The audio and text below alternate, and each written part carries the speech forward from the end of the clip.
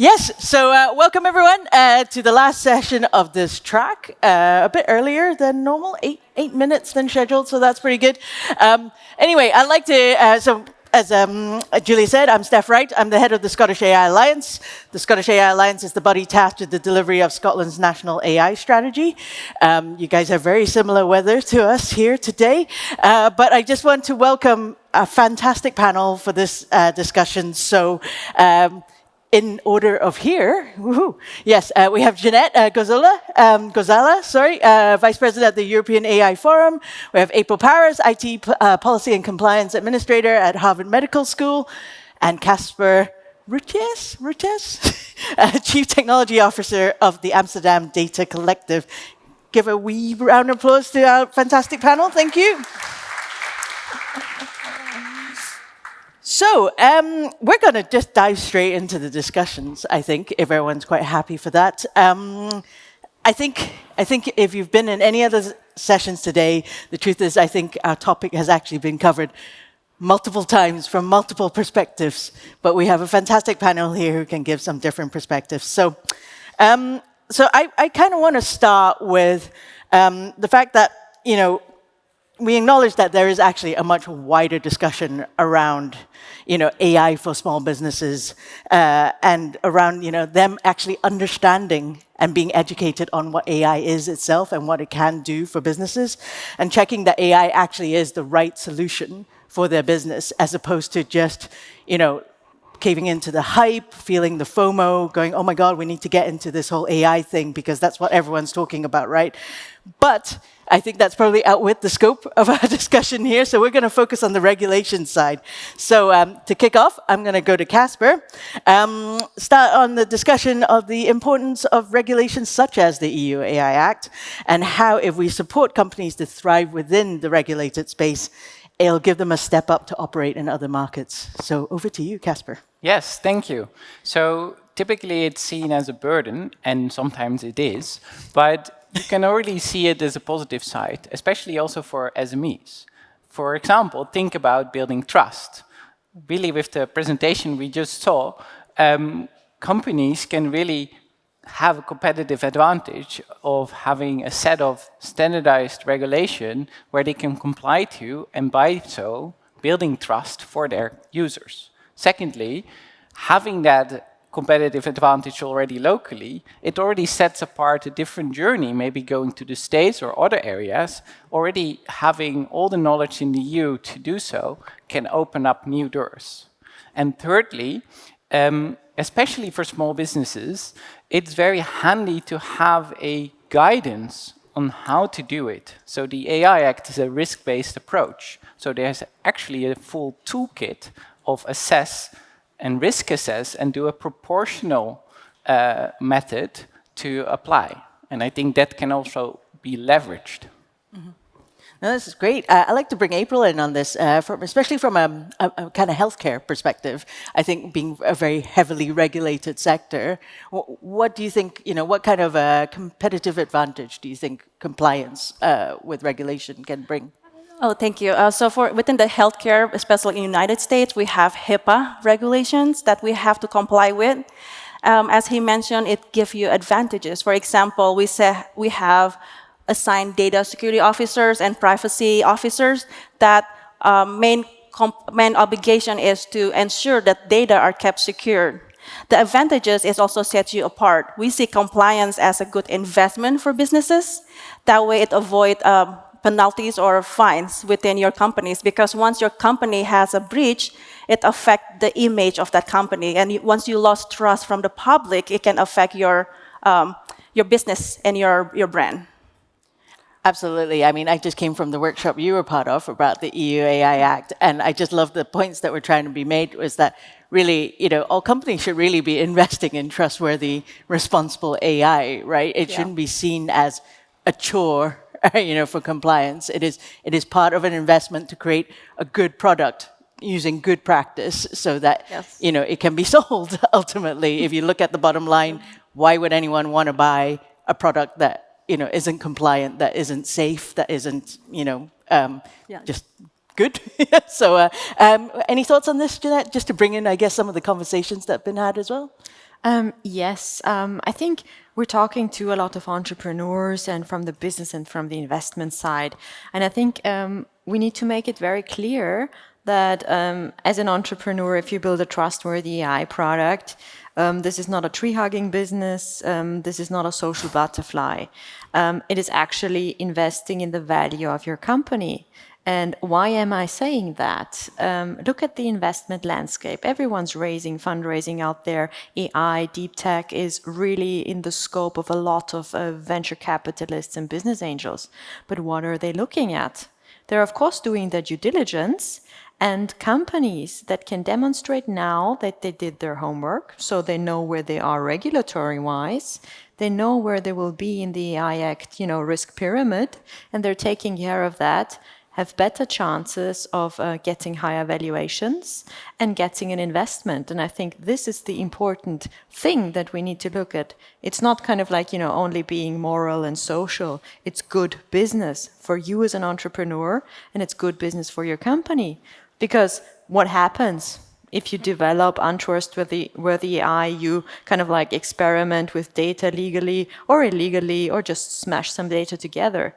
Then you have data smoke. And where you have data smoke, you have large business risks.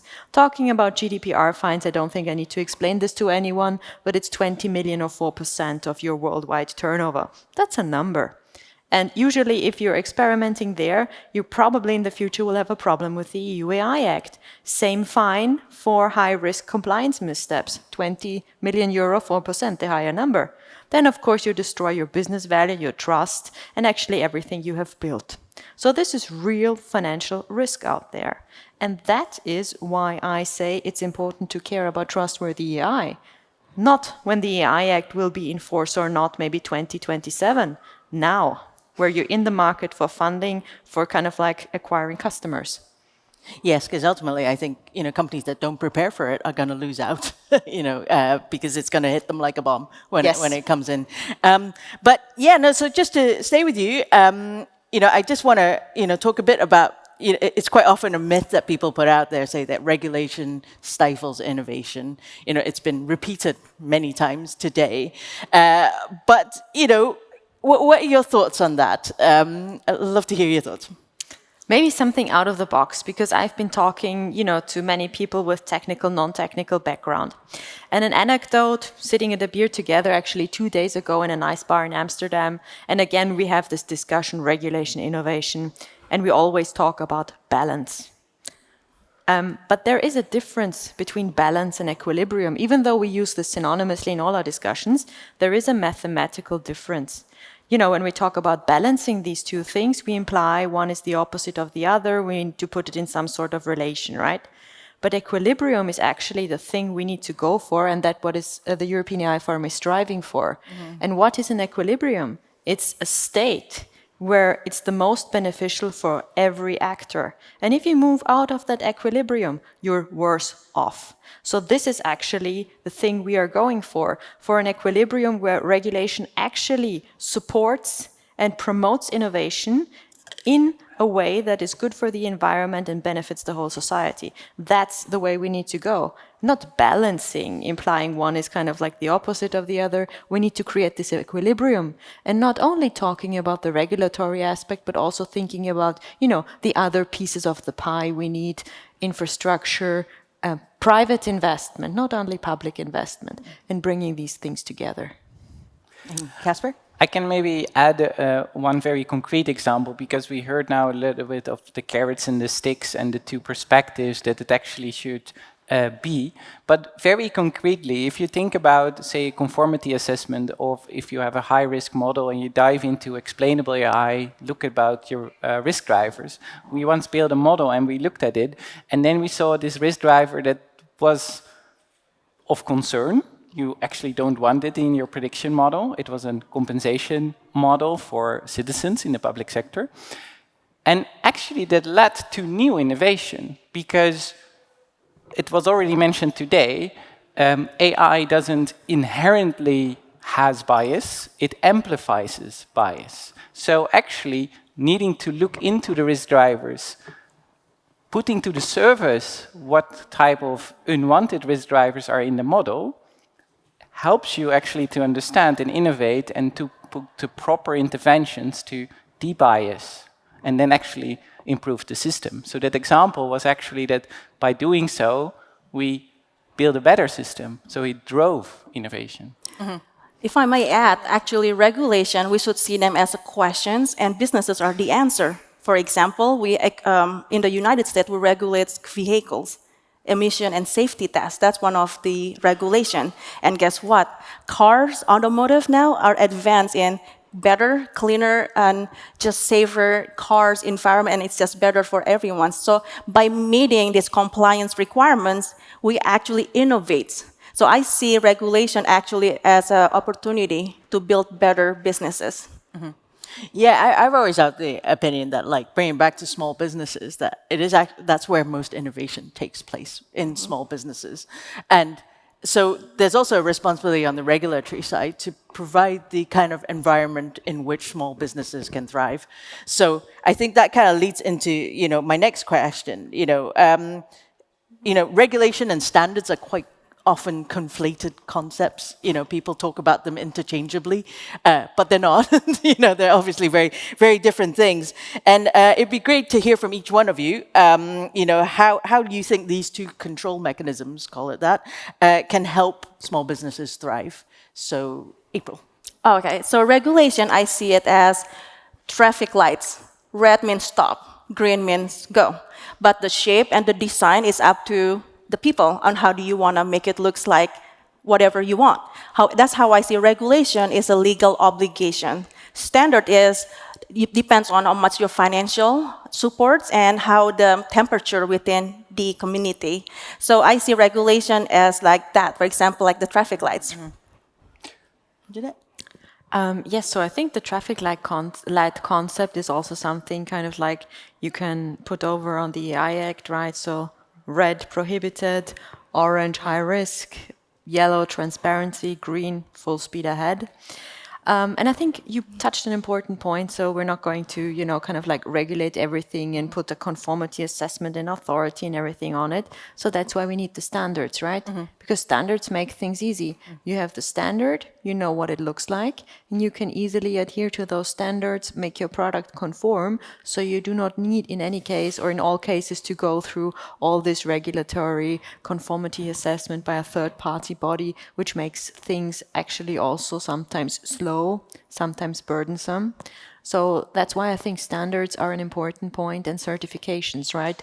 Because you need to be able to demonstrate or to differentiate your product on the market. And how are you going to do that? Of course, by communication, but it's always nice kind of like to have something to show. So a label that conveys that. Trustworthy AI made in Europe, compliant by the AI Act, green AI versus red AI, so kind of like sustainable versus unsustainable. So I think this is also something that shows the consumer with one glimpse of an eye, that's actually the product, I want to go there, and hopefully kind of like builds trust, loyal and long relationships that again kind of like you can see on your top and bottom line as a business. And standards is a really good way for your customers to actually ensure that they're getting the product that, ultimately serves their purpose and fits in with, trustworthy, ethical, kind of perspectives of the companies. And so it is in businesses' interest to comply to standards, because otherwise people aren't going to buy your product. So if you're going to look at the basic bottom line of selling your product, if no one's going to buy it because you're like, yeah, standards, kind of thing, it's not going to be a beneficial thing. Casper? Yes, and it also protects basically the small, medium enterprises. For example, the PSD2 standard, that it opens up that innovation can take place and you can connect your bank account, that you have a tool or a platform that can actually upload your records and then do something useful for the user. And that actually enabled innovation for smaller enterprises, that the data locked into big enterprises was like fenced off. So regulation and standardization really also helps smaller businesses to have an equal level playing field. And, in our call we had before this panel, we also talked about actually the opportunities for small businesses in the whole regulation and standards space to be the enablers of compliance. So I think it was actually Casper, you were the one who Yes. brought that up. It'd be great if you could kick it off. And we're happy Yes, for- it was already like having all the companies presenting their platforms, and already mentioned today, of course, a platform in itself doesn't solve the ethical or regulation dilemmas, but it certainly helps. So it certainly helps you to demystify, to admin, to lower the admin burden. So there's a large opportunity to deal with this complexity and build tools and auxiliaries that can, admin all the stuff. April? Small businesses actually can change the whole AI movement because they can focus specific to their industry. And if they actually focus on meeting the regulation, they can set an examples as other businesses also trying to jump into the technology. Like he mentioned, enablers, like it's good to focus on not only just your local community, you could probably go international market once you comply with one regulation, like as he mentioned, certifications. When you have that green light, you can actually expose yourself to better opportunity out there. Jeanette? I'm actually thinking about a statistic to share. I'm not sure what the source is, but kind of like what I saw or what they saw is that a lot of companies, in particular SMEs, everyone has a small pilot project, about more than 60%, and then the funnel goes down, down, down. So only a single-digit number of all those pilot projects are actually going live and in operation. So the adoption rate of AI is very, very low, in particular with the small and medium-sized businesses. So I'm thinking kind of like of ways how to kind of like increase that AI adoption rate. And here we've seen many things and many approaches, and two of them either kind of like in the organization, bottom up, just starting with a small pod, going for the low-hanging fruits, asking people, which problems do you have, which problems can we solve with an AI use case, and thereby kind of like increase the AI adoption rate, because that will show people AI can actually make your work life easier. It can solve problems, it can make things better, and maybe thereby increasing the adoption rate in small businesses. But still, it's also something that needs to become from top down, right? Guiding your employees. For example, now it's the hype about generative AI, and kind of like telling them how to use those tools, for which use cases to use and not use those tools, and thereby increasing the AI adoption rate, because it's very low across Europe. And I think this is something we need also to increase to leverage this technology and the benefits it can bring to SMEs. That's brilliant. I mean, I think the panel, we're actually quite keen to hear questions from the audience. So before we go back to the panel, how about we take some questions from the audience? And hopefully there'll be some. Come on. Yeah, there we go. We have one over there. Do we have a mic? Oh, it's coming. This lady over here. Or you can shout very loudly. Okay, I'll use the mic. So I guess, obviously, building trustworthy AI is advantageous if you're going to build AI, but one of the challenges with companies starting to build AI is that their legal or risk personas might be kind of afraid of the overall risk. So what do you think are the missing tools or general guidance that would help like the legal and risk personas not be afraid to adopt AI and then be non-compliant? Who wants to take this? Yeah, Casper first? I think the most important is to have a proper dialogue and put the use case in context. So typically, if that is not done, you're very unaware of the unintended risks. So once the use case is really set in a proper context and the dialogue of the diverse stakeholders are met, then you can do risk management and risk mitigation. And what I've seen that compliance, procurement, the risk officers do want to see that rigorous contextual analysis, and then it's actually quite fine. Then it's really like normal business process management. I think as businesses, we also have to remember the goal is up here, but we have to crawl before we walk.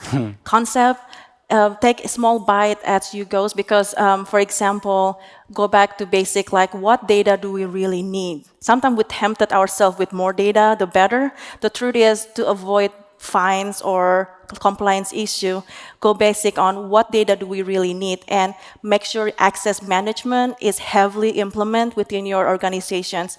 Often, what caused the breach is negligence, small negligence, for example, of vendors that you forget to deactivate their access, or employee management, and those items. Thinking at it, maybe to add something from a practical perspective, you're talking about your legal and compliance and risk department being afraid or being hesitant to kind of like work on those use cases. So in the context of the AI Act and also in preparation, try to contact, for example, your regulators. Because now, in the course of the AI Act, they're building this concept of the sandbox, which mainly aims to install AI service center or just a point of contact with your regulator where you can actually ask questions, try to gain clarity. And this is something I think that would be very helpful, just docking on there and making use of the information and the collaboration you can have there with the authority to maybe kind of like take away a little bit of that fear, right? Maybe also talk to peers. How are you doing this? How is your roadmap? Because also that helps and gets the conversation going. Just to jump in there, you mentioned sandboxes, and that was something we discussed in our pre-meeting, but actually on one of the panels this morning, there was discussion of regulatory sandboxes for businesses to access, and it was a kind of general opinion of the panel that it's too soon to talk about that because there's the stage of educating businesses about AI and everything beforehand. Just wondering what you think of it. Is it too soon to talk about regulatory sandboxes as a thing that all businesses should have access to? I think what is too soon is to say that we know how the regulation is going to look like for 100%, because we all know the negotiations are still going on. So we do not know now how the final concept is. But it is not too soon as a business to start learning about AI. So importantly, learn about the technology, because I think we have generative AI is a huge thing, but I don't think generative AI will solve all the problems. So maybe you need a different technology for your use case, the problem you're going to solve, and to work with the data you have. So think in that triangle. Which problem do I want to solve? Which data do I have? And which technology do I need kind of like to do this? And yeah, stay on the education path, because I also think upskilling will be important, not only for the employees, but also for the leadership, right? That needs to manage the business, manage the kind of like compliance and everything. So no, we can never learn enough and we can never start too soon. No, that sounds good. I think in compliance and AI technology, the word is too late. Yes. It's not really too soon. Nothing is too soon to be compliance, and it's always people always too late. That's why 40% fines, So I think the fact that if you feel you are too soon to start something, it's a good feeling. Start now. Yes, that's great advice, Casper. Yeah, I cannot endorse that more. We are in an R&D collaboration with a sandbox of the DNB, the Dutch National Bank, on useful explanations in AI in finance. We all talk about explainable AI, but many stakeholders still need to learn and really grasp what type of explanation to who, to which extent, in which use case. This whole area needs to be learned. And yeah, better to do that collectively. Yeah, absolutely. On so many levels, education on every level is the key here, isn't it? Yes. And also acknowledging that AI is not magic, which, despite what someone wants to tell you. We have another question here from this gentleman. Hi. Are any of the panelists concerned about small businesses being, I guess, disproportionately burdened as a result of the AI Act? Of course, kind of like looking at the AI Act at the risk-based approach, there where you have the burden you're talking about is the high-risk use cases, because therefore, of course, you need to comply and install some things to make this trustworthy in accordance with the AI Act. Of course, a huge company has more resources and can do that more easy. But that's where I think the concept of the sandboxes comes in exactly for those businesses that do not have those extensive resources, to serve as a point of contact for them to make the AI Act explainable. in the best case, as simple as a startup pitch deck, right? And to educate them, what do you need to comply to? Even do you need to comply with the AI? Because maybe you're not even in the scope, right? So that's where I think the sandbox can take a lot of that burden as working as a service point for exactly those cases. Because the huge companies won't need that. Maybe they also make use of it. But at least that is something that I think can be helpful in solving that imbalance we have there. I think we have time for one more question because the timer's gone orange. So Not red yet, right? yeah, not red yet. We can still proceed cautiously. Can I ask one more about how do you see biggest success of European startups, for example, compared to also smaller businesses coming from China, who are extremely advanced in the field of AI and less regulated? So what is then the rate of success of these small businesses in the world if they come from these two regions? Yeah, maybe in the beginning it doesn't feel very equal, but it was also mentioned today that it's so hard to de-bias or deconstruct or work around and refactor after the fact. So maybe the start is a little bit more tough, but end of day, to really go into scale with your platform, having it privacy by design, security by design, ethical by design, you can scale and the other one cannot. So in the end, I think it's even better to start in Europe. And I want to ask you what you define by success.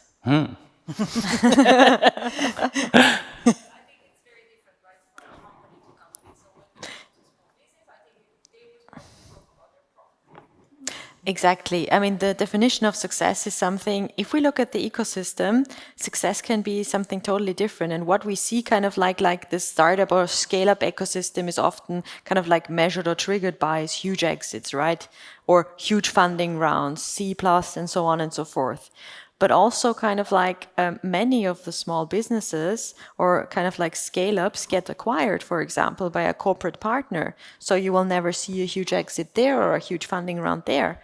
To me, this is also some success, right? Because this is innovation that hasn't been done in-house by a huge corporate, but they just acquire it from the market. So that's why I'm asking about the question of success, because this is also what we see very often in Europe, right? Small companies building amazing products, working together with partners, and just in the process getting acquired and going into that partnership. So this is also one reason why we do not have those, major IPOs, for example, where we say yay, or kind of like, but also that's a success, and also that is innovation. It's now red. I'm going to steal an extra minute just to give everyone here an opportunity to kind of close off with one or two sentences, please. Call to action for small businesses around regulation and how for them to get involved in the discourse and ensure that their needs are considered. Starting with you. Asking a lawyer to do something in 2 sentences. As many sentences, but no. Get started now. And just do it. Just do it. I love it. And I feel like AI technology actually is the pioneer for small businesses. It's an opportunity because, like you said, you have to take advantage of the mistrust from society right now. Because now, this is the moment where small, medium businesses can be the pioneer for AI technology. You can gain your trust from your government, from your local community. This is where people actually will go run like on fire to small and medium businesses instead of big corporation, maybe. This is where you can actually promote your business. And sometimes regulation actually regulate data have to stay within the country, at least HIPAA. They cannot be outside the country. Fantastic, thank you. And last but not least, Casper? Yeah, really align it with your mission and vision and make it sure that you really contextualize your use case and then can assess the risk accordingly. That's brilliant. Thank you very much, everyone. We're out of time, but I'd like you to give a big hand of applause to our panel. Thank you very much.